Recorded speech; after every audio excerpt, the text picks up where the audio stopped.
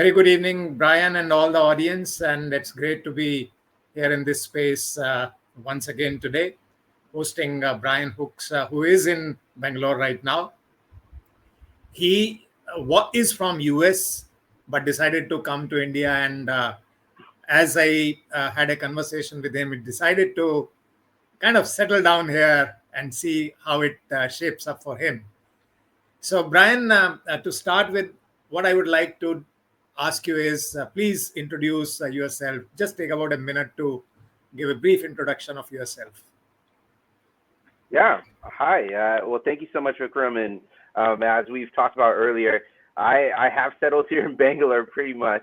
I'm originally from Los Angeles and came to India about 4 years ago, ready for a transition. And during my time here, I actually kind of stumbled upon Regal Unlimited and kind of fell into coaching. It just kind of happened. And so I'm really excited about it. I've started my own coaching business, BCH Coaching, as well as also I do podcasting now with my podcast, What Matters, What Makes Us, and also Get Coached, which is sponsored by Regal Unlimited. So I'm really excited to talk about universities and colleges and how coaching can fit into that. Right. Wonderful to have that quick intro from you. And from what you have just said, my first question that comes to my mind is, what is it that made you decide to work with people in the field of academics? That's not very commonly seen. So that's where the curiosity comes from. Why did you choose that? Yeah. So actually, my profession is actually in higher education. So I have a master's in counseling with an emphasis in student development in higher education. So the 20 years I worked I worked at colleges and universities, primarily in housing. So for India, it's with the hostels, right? Where the students live in the hostels. For in the US, it's a residence hall. So I put on programs, I organized and structured the resident experience. So how students actually live in the residence halls and what they learn in the residence halls. So I was responsible for that, as well as a lot of different other things, hiring and all that kind of stuff. But I loved it. I loved working with students and seeing that growth. And the other aspect I love was actually working with my colleagues, my peers in student affairs professionals. They're amazing people, and you get to do so much really great work. I kind of think of it like a laboratory. You get to experiment. You get to see how a program and what you're intending for it, how it actually works. And so I've been really, really blessed to be able to do that.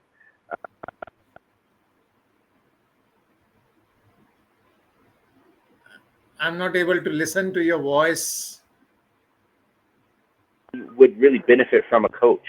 And so I've been really, really happy and excited to be able to come back into my community of student affairs professionals and provide coaching and help them through that process, as well as working with students. And so it's been a good combination of the two. Okay.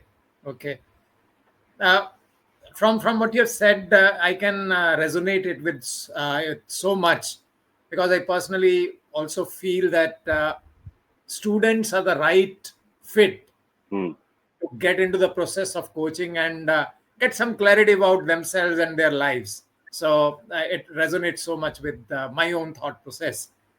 The next question that comes to my mind is, what is it that makes the university environment an ideal fit for coaching? Right. Well, so the university environment is an interesting setup, right? It's an artificial environment. It's built for students and also has the effect on staff of being kind of a stress grinder. There's no point in your life where you're going to have multiple projects happening that are all due within like a week or 2 days. And you have to figure out how you're going to make that work. And for a staff member, we also have to keep up with this really aggressive approach to education. And so as a student is learning how to manage the stress and manage all these different deadlines that are being put on top of them, a staff member also has to figure out how can they connect to the student while they're going through all these different things. And so it's this interesting environment. And the reason why coaching fits is because for a student, they're trying to figure out who they are, right? They're trying to figure out what skill set they need to be able to accomplish their goals. And coaching is a great vehicle to be able to do that with, because it provides a non-judgmental space, a safe space for them to be able to just air whatever is going on with them, and then to be able to really talk through what they can do. And so as we empower them in that conversation, we give them some little extra push and some tools to be able to experiment with, which is perfect for college, right? It's one of the few spaces where you can try different approaches, and if it works out, great. If it doesn't, you learn something new about yourself, right? And so coaching is a great way to do that. And for when you think about staff and when you think about faculty, it's actually the same thing. They're also experimenting. They're also trying to figure out what works. And so being able to empower them to say, hey, shoot for it, let's go for that goal, is a great way for coaching to really fit within that university environment. Right. So here comes my question, that now that you have been in India for quite a while, how are Indian universities or Indian education system responding to your reaching out to them? Yeah, that's a great question. Thank you for asking that. So it's been interesting. I think it's been a hit or miss, because Indian education is set up differently. The structure is more of a business structure versus kind of in the U.S. a nonprofit structure. So you have to really approach administrators in a way of thinking about how does this improve their business, and how does this help them create kind of a good product for their students, for their customers, which are the students, in that mindset. So it's been fun to really talk with students. They still have the same problems as any U.S. student, right? It's the same, they're trying to build their confidence. They're trying to figure out what's next. And then they're trying to figure out what are the skills that they really want to hone in on. The difference is that, a university, a college in the U.S. is set up on a 4-year system, whereas most universities in India are set up on a 3-year system. Right. So it's a faster pace. And then also, students in the U.S. have the ability to change. You can change your major really quickly and very easily in the U.S. In India, you're kind of trapped. Once you pick something, you're in that space, and there's not a lot of flexibility to move around. And so that's been an interesting space to kind of work within, of trying to help them figure out, like, is this really what you want to do? Okay, you're there now. What can you do with it? And how can you make it interesting for yourself to be able to be successful? So that's been kind of the response and connecting I've been having with the students. And administrators, it's been fun to really kind of get the hang of what are they looking for, and what can I provide. And my experience has been about, the student experience. How do they experience college? And so that's where I'm hoping to really help administrators. And with students, it's the coaching and how to help them really figure out, how do they be successful in this system. So Get that. Thank you. Thanks. So the next thing that I would like to ask you is, how can coaching be utilized in the university environment? Because there are different stakeholders there. We have students, obviously, we have administrators, we have professors, we have researchers. So how can it be utilized in that environment? Yeah, I think that's a really fun way to be creative, right? It's a really fun space to be creative and figure out where coaching can really make the most. So I think, one, coaching is about empowerment. And so all aspects of the university system and environment needs a level of empowerment. It needs encouragement. There are people that are going through their daily lives. So it's not just the study, but it's also about what are they doing in their daily life that they may need some empowerment around. So that fits across all of the spectrum, right? All the shareholders. The other aspect I think is new ideas. So a great space is reflecting on what's been done and then being able to explore about what's possible and being able to give people that opportunity to feel empowered to try something new. I think one of the sticking points, and I think this is in general, not just universities, is that, when you have something new, you get really hesitant with whether or not you want to give it a try. And whether or not you're going to be encouraged to do it. And so there's a lot of different complex relationships within that university environment. And to have someone outside of that to be able to encourage you to think, okay, this actually is okay, and let's talk through everything that could potentially happen and make the decision that is best for you, really gives people that opportunity to really grow and to challenge themselves in that space versus feeling that they have to conform to what everyone else wants them to do. Right. Which I believe is counter to what education is really all about, right? Education is about pushing those limits and pushing those boundaries. And so coaching provides that space. So I think it's one of the best ways to be able to do that.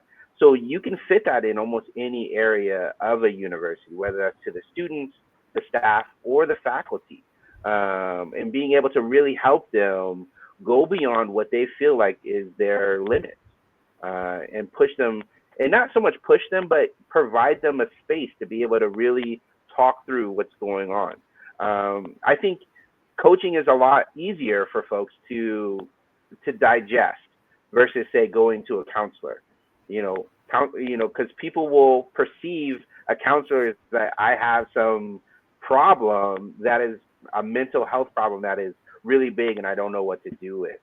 Whereas you go for a coach, you're not talking about a mental health problem overall, but we are talking about your wellness in a space that is going to be able to help you make those decisions versus someone kind of putting that decision on you or prescribed conversation because of X, Y, Z. Right. So I think really and truly a university can utilize coaching in so many different ways. But the main piece is about empowerment and really helping all aspects of the university kind of push themselves and challenge themselves to meet whatever their goal is and to think maybe out of the box versus being conformed into a structure and system that may not be working. Right. So what I got from you was one is first conforming, but then breaking their own limits. Second part that I got was that they are taking their own decisions. They are taking ownership of their own decisions rather than being told that you do this, and things will work out. So it's more about taking charge of their own lives. That's what I understood from your response. So where do you see, Brian, where do you see coaching making the maximum impact in the universities? Well, I think I was thinking about this earlier, and my experience with colleges has been more in the mental health aspect. And I spend a lot of time helping students kind of navigate the emotional stress that's been going on for them in that space. So I actually think coaching can actually be a really great partner to counseling services, because counseling services are overwhelmed, and this is definitely the case in the U.S. Counseling services are completely overwhelmed, and sometimes they are overwhelmed with cases that aren't necessarily at the level to be a counselor case. They actually are a case that are more about empowerment and talking through what's going on with them and reflecting about how they can make better choices. And I actually believe coaching could be a really good partnership. If you have a really not so much a high level case of a student, you have more like the low to medium level, instead of putting them off on the calendar, right? They get scheduled based upon the level of concern. So instead, you can give those low cases to a coach and let a coach kind of talk through that and see if that's something that will help versus having to wait for a counselor for a month or two to be able to see it. And maybe then that low level case becomes a high level case. So the idea is coaching could be a really great partnership with a counseling services to kind of help mitigate some of those really heavy issues that are going on and free up counselors and give coaches the opportunity to really connect with students. So that's one area that I feel like could be a really great space. The other space is actually working with student leaders, because leadership and coaching really goes hand in hand. And working with student leaders to be able to really connect with them on what does it mean to be a leader. And coaching is a great space to really talk through those different things. I worked with student leaders, and I used a lot of my, I didn't know it, but I was using a lot of coaching in my mentoring and conversations with the student leaders that I work closely with. So I feel this is a great space to be able to continue that. They have their support staff, their advisors, but it's also good to have, again, a third party coming in a space to be able to have a good, strong conversation and empower them to make really informed decisions around their positions and around life in general. So I think those two areas are really good to utilize that. So we are getting a lot of comments on whatever you are saying. People are responding to your thought process you're sharing. Thanks everyone in the audience. My next question here is, Brian, that how can coaches connect with students in a much more meaningful way? And let me put it in first person, that if I have to connect with university students, what shall I be doing so that it becomes meaningful for them? Yeah. I think one is understanding how you are perceived, right? As an older individual coming in to help a student, they may take it as like, I'm going to tell them what to do, right? Or the relationship is going to be kind of like this really strong mentor relationship versus allowing the student to lead the conversation. They know what they want, so let's let them talk through it. And instead of me giving them advice and telling them what they need to do right off the bat, it's actually just listening to what they are talking through. So approaching a student, I think, is one of the kind of the fun things. If you come in a very fun and I don't want to say assertive approach, but kind of being there and just interested and intrigued about who they are and what they're doing, will open a door for them to really trust, to start to build that trust, to say, oh, this person actually wants to know who I am. They're not necessarily have some ulterior motive of trying to talk to me because I'm connected to this person or connected to there. Rather, they are genuinely wanting to talk to me individually. And so having a conversation with them, whether that's via online or whether that's person to person, face to face, just having that curiosity of wanting to know who they are will open that door to being able to then have a further conversation of what's really going on. Because truthfully, how many students actually have someone they can talk to and then they can feel that they can open up to? Not many students have a strong connection, and they're looking for that in college, right? A mentor is always great. They're always going to look for a mentor, but who's going to listen to them? Right. And so that's, I think, the power of coaching, because what we're there to do is we're there to listen, and we're there to hear their story and really be curious about what they're going to do next. And I think that is really the best ways that we can connect with students to really make them feel that they're a part of the conversation. Right. So we are close to the timeline that we were given. So here comes the last question. What is your final message to the audience who are there, or maybe audience who will listen to this conversation at a later stage? What's your final message to them? Well, my final message is actually, right now universities and colleges are kind of are targeted. There's a lot happening in the U.S. and a lot of my community members in the student affairs profession are under a lot of pressure, and so coaching, I think, is a great space to be able to talk through those different things and figuring out what is the next best step for them. And I also say that for universities here in India, because there's a lot of changes that are happening. There's a lot of conversation about where is Indian education, higher education going. And so coaching is a great space to connect so that people have that opportunity to be able to be heard. And I know that's a very important and simple thing, but it's such an important space for us to hold and hear people where they are and be there with them. And so that's what I would say. Wonderful.